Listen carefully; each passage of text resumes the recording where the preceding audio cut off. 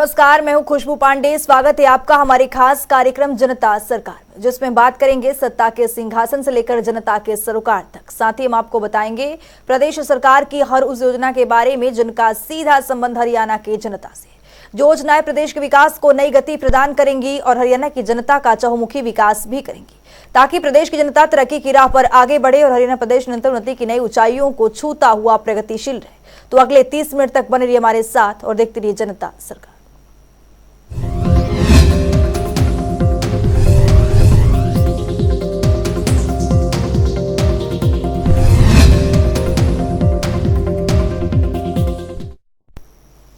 मुख्यमंत्री मनोहर लाल ने अपने निवास स्थान संत कबीर कुटीर में फरीदाबाद लोकसभा क्षेत्र के जनप्रतिनिधियों और प्रबुद्ध व्यक्तियों के साथ बैठक की। बैठक के दौरान सभी से सरकारी योजनाओं के संबंध में फीडबैक लिया गया, सुझाव लिया गया। रिपोर्ट के जरिए देखिए।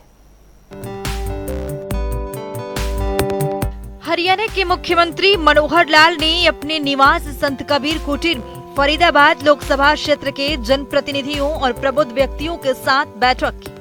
इस बैठक में सभी से विधानसभावार सरकारी योजनाओं के संबंध में फीडबैक और सुझाव लिए गए। इस दौरान मुख्यमंत्री मनोहर लाल ने कहा कि सरकारी विभागों की कार्य प्रणाली को त्वरित करने के लिए और योजनाओं का लाभ सरकारी कार्यालयों के चक्कर काटे बिना जनसाधारण को मिले, इसके लिए ऑनलाइन सिस्टम आरंभ किया गया है, जो कारगर सिद्ध हो रहा है।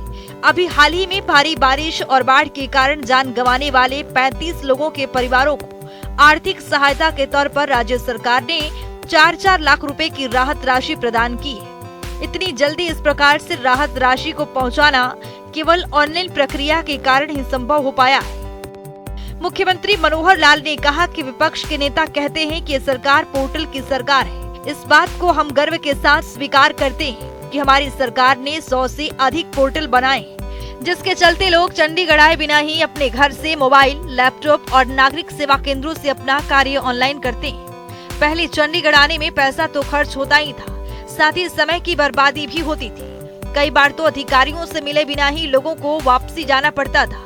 लोग चंडीगढ़ मुख्यालय के अधिकारियों से मिलना महाभारत समझते थे, लेकिन हमने लोगों की परेशानी को समझा और व्यवस्था परिवर्तन कर सिस्टम को बदलने का काम किया है। आज लोग अपनी बात सीधे सरकार तक बड़ी आसानी से पहुंचा रहे हैं। मुख्यमंत्री मनोहर लाल ने कहा कि अप्रैल 2023 से आरंभ किए गए इस विशेष संवाद कार्यक्रम में अब तक 7 लोकसभा क्षेत्रों की 63 विधानसभाओं के जनप्रतिनिधि, प्रबुद्ध व्यक्तियों और विभिन्न प्रशासनिक सचिवों के एक साथ बैठक कर सरकारी योजनाओं और विकास कार्यों के बारे में चर्चा की। इसके अलावा जनप्रतिनिधियों और प्रबुद्ध व्यक्तियों की ओर से अब तक मुख्यमंत्री को प्रतिवेदन सुझाव के रूप में 14,000 से अधिक कागजात मिले हैं, जिनका उन्होंने स्वयं अध्ययन किया है और अब हर चीज का रिकॉर्ड भी रखा गया है। मुख्यमंत्री ने उपस्थित लोगों से पूछा कि आप प्राथमिकता के आधार पर किए जाने वाले काम बताएं, उन पर कार्य सरकार की प्राथमिकता भी रहेगी और जनप्रतिनिधि और प्रबुद्ध व्यक्ति भी सहयोग करेंगे। उन्होंने कहा कि किसी भी परियोजना की घोषणा करने से पहले जनप्रतिनिधि स्थानीय जिला प्रशासन से परियोजनाओं की व्यवहार्यता के बारे में अवश्य जानकारी लें, ताकि वो परियोजना समयबद्ध पूरी हो सके। कई बार परियोजनाओं के लिए जमीन उपलब्ध नहीं हो पाती, जिसके कारण परियोजना के क्रियान्वयन में देरी होती है। इसीलिए जनप्रतिनिधि व्यवहार्यता के साथ साथ भू मालिकों, किसानों से बातचीत कर ई भूमि पोर्टल पर जमीन की उपलब्धता भी सुनिश्चित करवाएं।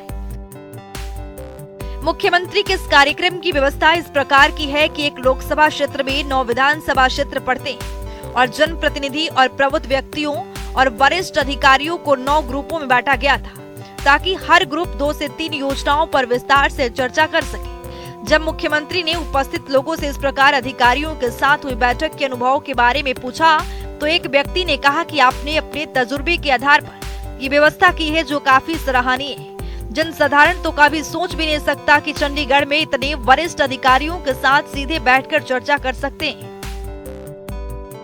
बैठक में परिवहन मंत्री मूलचंद शर्मा, विधायक सीमा त्रिखा, दीपक मंगला, प्रवीण डागर, राजेश नागर, सुधीर सिंगला, जगदीश नायर, हरको बैंक के चेयरमैन हुकुम सिंह भाटी, पूर्व मंत्री विपुल गोयल, स्वास्थ्य एवं परिवार कल्याण विभाग के अतिरिक्त मुख्य सचिव डॉक्टर जी अनुपमा, जन स्वास्थ्य अभियांत्रिक विभाग के अतिरिक्त मुख्य सचिव AK सिंह, बिजली निगमों के चेयरमैन PK दास, मुख्यमंत्री के राजनीतिक सलाहकार BB भारती, OST जवाहर यादव, भूपेश्वर दयाल, सुधांशु गौतम सहित अन्य वरिष्ठ अधिकारी उपस्थित रहे। जनता टीवी के लिए चंडीगढ़ से पवन सिवर की रिपोर्ट। वहीं मुख्यमंत्री मनोहर लाल ने मुख्यमंत्री उपहार योजना की शुरुआत की थी। अब इस योजना के दूसरे चरण की शुरुआत हो चुकी है, जिसको लेकर मुख्यमंत्री के अतिरिक्त प्रधान सचिव डॉक्टर अमित अग्रवाल ने बताया कि दूसरे चरण में 101 उपहारों की नीलामी की जाएगी और ये उपहार राशि बाढ़ राहत कार्यों में खर्च होगी। रिपोर्ट देखिए। मुख्यमंत्री मनोहर लाल ने समाज के कल्याण के लिए मुख्यमंत्री उपहार योजना की शुरुआत की थी, जिससे पहले चरण में बड़ी सफलता हासिल हुई और अब इस योजना के दूसरे चरण की शुरुआत की गई है, जिसको लेकर मुख्यमंत्री के अतिरिक्त प्रधान सचिव एवं सूचना के महानिदेशक डॉक्टर अमित अग्रवाल ने बताया कि दूसरे चरण में 101 उपहारों की नीलामी की जाएगी और 15 अगस्त 2023 तक बोली लगाई जा सकती है। उन्होंने कहा कि कोई भी नागरिक ऑनलाइन पोर्टल पर पंजीकरण करके इन उपहारों की नीलामी में भाग ले सकता है। वहीं मुख्यमंत्री मनोहर लाल की ओर से उपहारों से प्राप्त धनराशि को बाढ़ राहतों में खर्च करने का फैसला लिया गया है। इस मौके पर प्रधान सचिव डॉक्टर अमित अग्रवाल ने बताया कि मुख्यमंत्री उपहार पोर्टल पर हर उपहार के साथ उसकी बेस राशि अंकित की गई है। कोई भी व्यक्ति निर्धारित राशि से ऊपर बोली लगाकर अपने सामर्थ्य अनुसार धनराशि भी दे सकता है और उपहार खरीद भी सकता है। उन्होंने कहा कि अगर बोली दाता चाहे तो वे उपहार कोरियर से भी प्राप्त कर सकता है। उन्होंने कहा कि मुख्यमंत्री की सोच है कि लोगों को समाज के कल्याणार्थ सहयोग करने में आगे आना चाहिए। उन्होंने लोगों से अपील की है कि वे इसमें बढ़ चढ़कर भाग लें और सामर्थ्य अनुसार धनराशि देकर सामाजिक कार्यों में सहयोग कर सकते हैं। इसके साथ ही मुख्यमंत्री मनोहर लाल ने अपने विभिन्न कार्यक्रमों के दौरान सामाजिक संस्थाओं या व्यक्तियों की ओर से सम्मान स्वरूप भेंट किए गए उपहारों को नीलाम करने का निर्णय लिया है। इसके लिए एक पोर्टल बनाया हुआ है और इसके पहले चरण में 51 उपहारों की नीलामी की गई है। इन उपहारों प्राप्त इस सहयोग राशि को मुख्यमंत्री राहत कोष में जमा किया गया था और इसे जन कल्याण के कार्यों पर खर्च किया गया है। ब्यूरो रिपोर्ट, जनता टीवी। हरियाणा के मुख्यमंत्री मनोहर लाल प्रदेश के महिलाओं के विशेष ख्याल रखते हुए कामकाजी महिलाओं के लिए मुख्यमंत्री ने विशेष तौर पर क्रेज पॉलिसी बनाई है।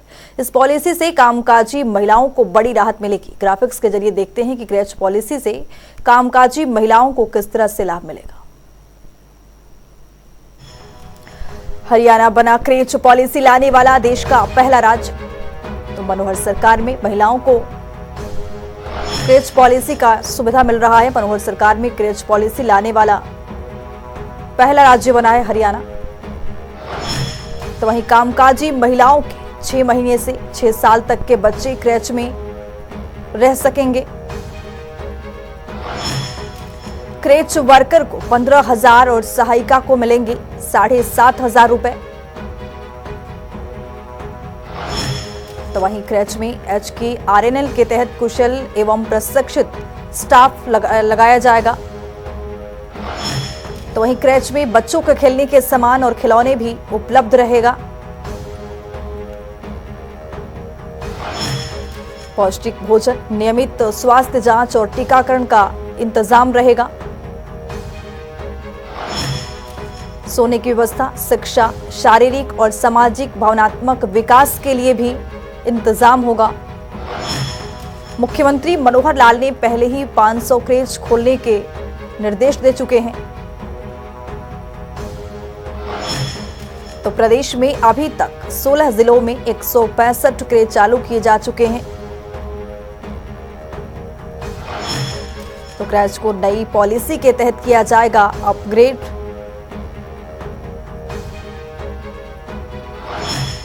मोबाइल क्रेच ऑर्गेनाइजेशन के साथ साइन किया गया है MOU। तो महिला एवं बाल विकास विभाग ने साइन किया है MOU।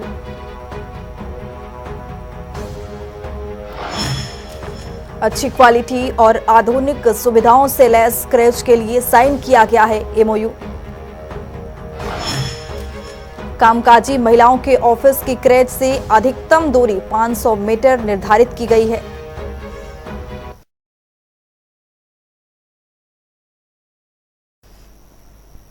हरियाणा की मनोहर सरकार प्रदेश में विधवा महिलाओं को स्वरोजगार के विशेष अवसर दे रही है ताकि प्रदेश की हर एक महिला आत्मनिर्भर बन सके। तो चलिए ग्राफिक्स पर नजर डालते हैं। तो स्वरोजगार के लिए 3 लाख तक का ऋण दे रही सरकार विधवा एवं तलाकशुदा महिलाओं को बैंक से ऋण उपलब्ध करवा रही है। महिला विकास निगम ऋण देने से पहले मिल रही प्रशिक्षण की सुविधा। तो मनोहर सरकार में लगातार महिलाओं को बढ़ावा दिया जा रहा है ताकि महिला आत्मनिर्भर हो सके। 18 से 55 वर्ष आयु की सीमा यहां पर निर्धारित है। तो स्वरोजगार के लिए मुख्यमंत्री मनोहर लाल की ओर से लगातार महिलाओं को रोजगार के लिए अवसर प्रदान किया जा रहा है और यहां पर भी 3 लाख तक का ऋण सरकार दे रही है।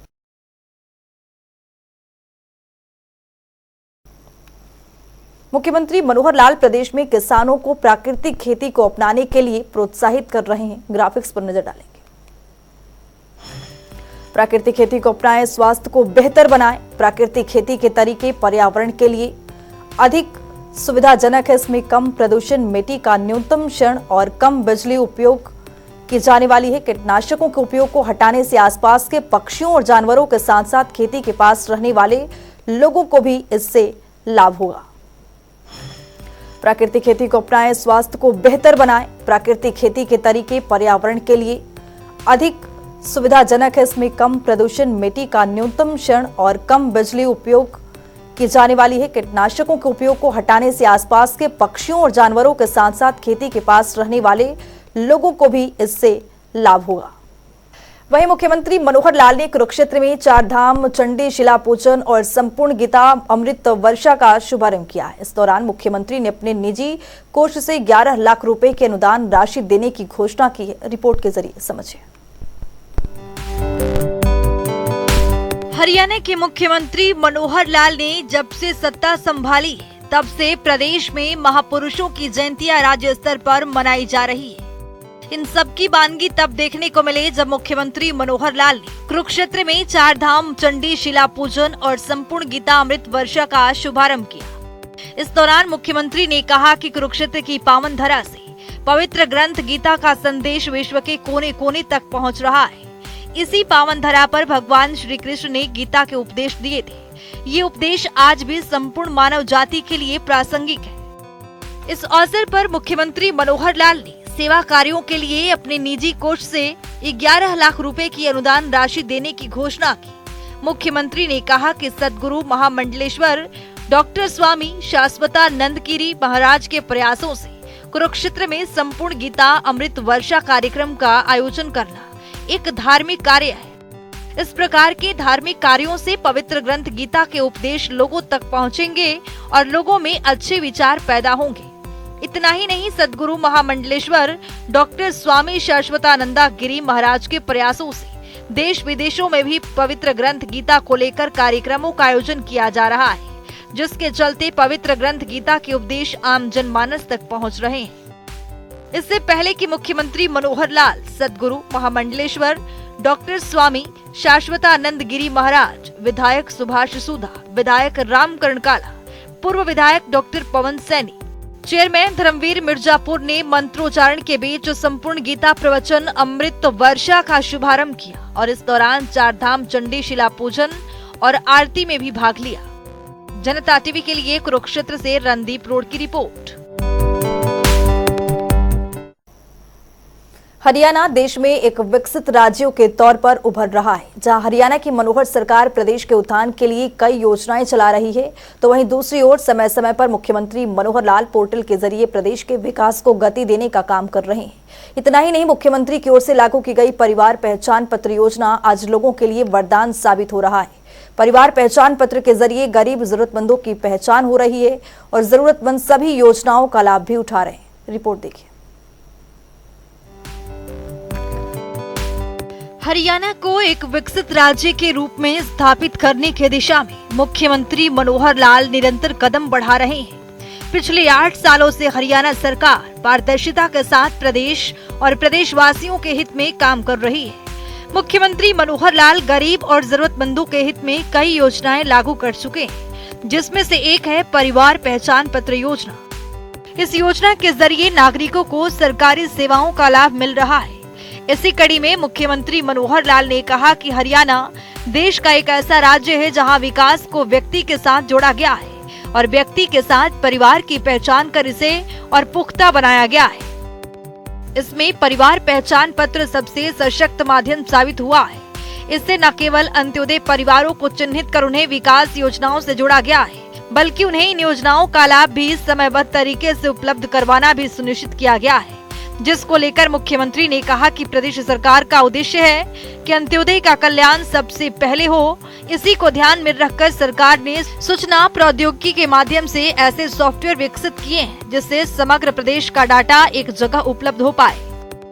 परिवार पहचान पत्र कि पूरे हरियाणा की आबादी का परिवार के हिसाब से उनके हर सदस्य का एक डाटा कैसे हम रख सके ताकि हर किसी का कल्याण करने के लिए सरकारी योजनाएं बनाई जा सके, चाहे वो छोटे बच्चे 0 से 5 साल के हैं, चाहे 5 से 18 स्कूल गोइंग चिल्ड्रन हैं, चाहे 18 से 25 हायर एजुकेशन का लेवल है, चाहे 25 से 60 उनको एम्प्लॉयमेंट के नाते से उनकी अपनी आजीविका परिवार चलाने के नाते से है, और चाहे 60 साल के बाद आयु के लोग हैं जिनको अपनी एक सोशल सिक्योरिटी चाहिए, वो भी हमने अलग से उसके ऊपर ध्यान दिया है। और ये पांचों वर्ग जैसे मैंने बताया आयु के हिसाब से बांट करके हमने अलग अलग विभागों के जिम्मे काम लगा रखे हैं कि भाई आप इस एक आयु वर्ग की पूरी देखरेख करेंगे। आज के आवश्यकता के हिसाब से आज के तरीकों से इसको 5 हिस्सों में बांट दिया है और उसी में हर विभाग का काम WCD 0 से 5 साल, 5 से 18 स्कूल एजुकेशन, 18 से 25 हायर एजुकेशन, 25 से 60 एम्प्लॉयमेंट के बाद 60 के ऊपर सोशल जस्टिस डिपार्टमेंट। तो एक प्रकार के सारे काम उनके माध्यम से किए जाएंगे। कोई भी व्यक्ति समाज का ऐसा न बचे जिसको कोई तकलीफ है और उसकी हमारी योजना नहीं बनी उस तकलीफ को दूर करने के लिए। तो यथासंभव हर नागरिक की चिंता करना, ये हम इस परिवार पहचान पत्र का जो एक हिसाब किताब है इसके माध्यम से करेंगे। काफी शुरू हो गया है, काफी आगे बढ़ेंगे। मुख्यमंत्री मनोहर लाल ने कहा कि परिवार पहचान पत्र आज प्रदेश में ही नहीं बल्कि देश और दुनिया के लिए मिसाल बन रहा है। जहां अनेक राज्यों ने PPP को अपनाने की पहल की है, तो वहीं सरकारी योजनाओं को लागू करने के लिए प्रशासन को सुविधा भी मिली है। अब बुढ़ापा पेंशन के लिए न सरपंच, न नंबरदार और न ही BDO कार्यालय जाने की जरूरत है।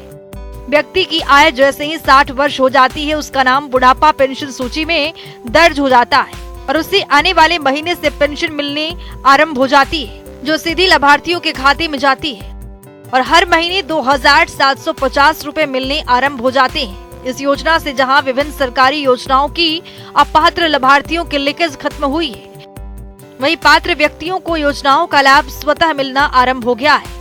यही नहीं, जाति प्रमाण पत्र, PDS सेवाएं जैसे दर्जनों सेवाएं हैं जो अब लाभार्थियों तक ऑटोमेटिक तरीके से पहुंच रही हैं। इससे जहां कार्यप्रणाली में पारदर्शिता आई है, वहीं योजनाओं का लाभ भी सुनिश्चित हुआ है।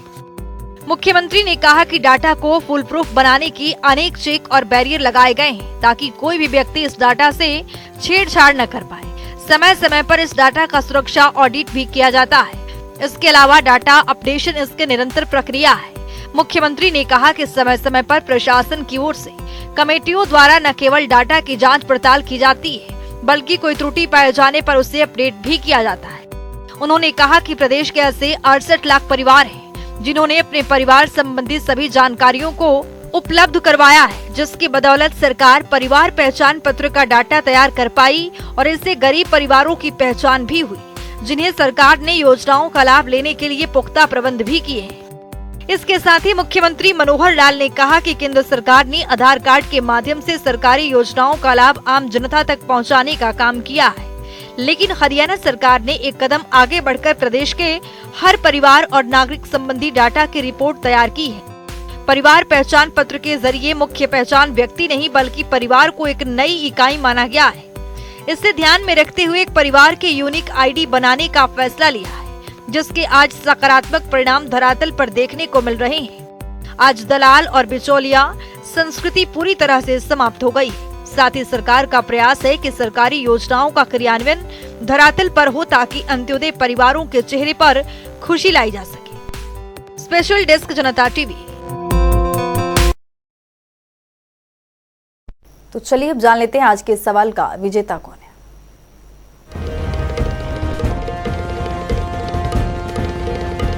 तो बात अब आज के विजेता की। जैसा कि आप जानते हैं, हर रोज एक नया सवाल पूछते हैं, सही जवाब देने वाले के नाम और तस्वीर अपने टेलीविजन स्क्रीन पर दिखाते हैं, साथ ही उसको उपहार भी देते हैं। तो चलिए अब जान लेते हैं कल का हमारा सवाल क्या था और कौन है इसका विजेता। कल का हमारा सवाल था, हरियाणा में महिला समृद्धि योजना की शुरुआत कब की गई थी। इसका सही जवाब है सी 3 जुलाई 2020। ढेरों जवाब है, लेकिन आज के हमारे विजेता हैं अरविंद राज गुरुग्राम से। अरविंद, आपको बहुत बहुत बधाई।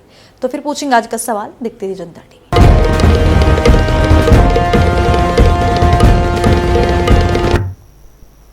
तो वक्त हो गया है आज की मुलाकात का। आज की मुलाकात में हम हर दिन नए शख्सियत से आपको रूबरू कराते हैं, उनके कार्यप्रणाली पर बारीकी से नजर डालते हैं, जानते हैं तमाम योजनाएं जो बनी है हरियाणा की जनता के लिए। तो ऐसे ही शख्सियत से जनता टीवी ने खास बातचीत की है। इनका नाम है डॉक्टर कृष्ण कुमार, जो कि सोनीपत से सीएमओ के पद पर काबिज है। सुनिए।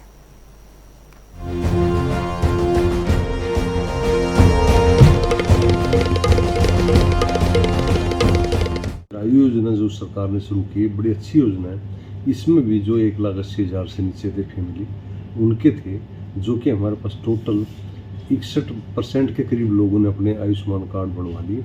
तो मेरी एक अपील भी है भी सभी से, जनता से भी, उनसे चिरायु कार्ड जिन लोगों के नहीं बने, वो नज़दीक के कॉमन सर्विस सेंटर में, सिविल अस्पताल में या मेरे जो कम्युनिटी हेल्थ सेंटर हैं, तो वहाँ जाके अपने चिरायु कार्ड बना सकते हैं। इसका बड़ा अच्छा फ़ायदा है। इसमें 5 लाख तक का उनका बीमा होता है और काफ़ी इसमें बीमारियाँ कवर होती हैं, जो कि कैशलेस पेपरलेस स्कीम है। तो सभी जितने भी जो चिरायु के बेनिफिशियरी जिनका नहीं बना है, गाँव में, शहर में, नज़दीक के कॉमन सर्विस सेंटर पर जाएँ और ये करवाएँ। तो तकरीबन इनमें काफ़ी पैकेज हमारे मुफ्त है। उसमें जब ये जो कार्ड बनते हैं तो तकरीबन फैमिली से गलती हो जाती है, किसी और से, या तो मोबाइल नंबर की डिटेल गलत होगी या मोबाइल नंबर उन्होंने को दूसरा दे दिया, जो भी चेंज कर लिया। इस तरह के उनके इश्यूज हैं, जो कि जैसे फिंगरप्रिंट इशू भी हमारे सामने है, कुछ मोबाइल नंबर है इनके मिसमैच भी आए हैं, वो इशू है। तो वो इशू अपने कॉमन सर्विस सेंटर में, छोटे मोटे इशू तो रिजोल्व हो जाएंगे। बाकी जो टेक्निकल इशू हैं, तो वो अपने जो इनका आधार, अपने पीपीपी का वेरिफिकेशन होता है, तो 2-2 महीने में उनकी वैलिडेशन होती रहती है। बेसिकली जो परिवार पहचान पत्र बनते हैं अपने एडीसी ऑफिस, उपायुक्त, वहाँ के माध्यम से बनते हैं, तब वहाँ अपने जाके सरल केंद्र में जहाँ भी जाके अपनी इनकम अपनी वेरीफाई के लिए करेक्ट करवाएं। तो ये डाटा चंडीगढ़ से उससे वेरीफाई होता है। तो ऐसे हो तो अपने इनकम वेरीफाई करवा लें, तो जिनकी 180 आती है वो ऑटोमेटिक इसमें आ जाती है।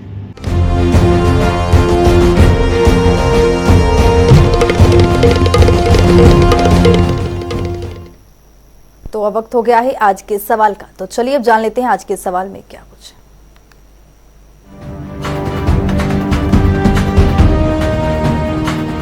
हर रोज की तरह हाजिर हूँ आज का सवाल लेकर। जैसा कि आप जानते हैं, हर रोज एक नया सवाल पूछते हैं, सही जवाब देने वाले के नाम और तस्वीर अपने टेलीविजन स्क्रीन पर दिखाते हैं, साथ उसको उपहार भी देते हैं। तो चलिए अब नजर डालते हैं आज के सवाल पर। हरियाणा सरकार ने मुख्यमंत्री किसान खेत सड़क मार्ग योजना को कब शुरू किया था। ए साल 2015, बी साल 2019, सी साल 2021, डी साल 2023। तो दीजिए सही जवाब और बनिए विजेता।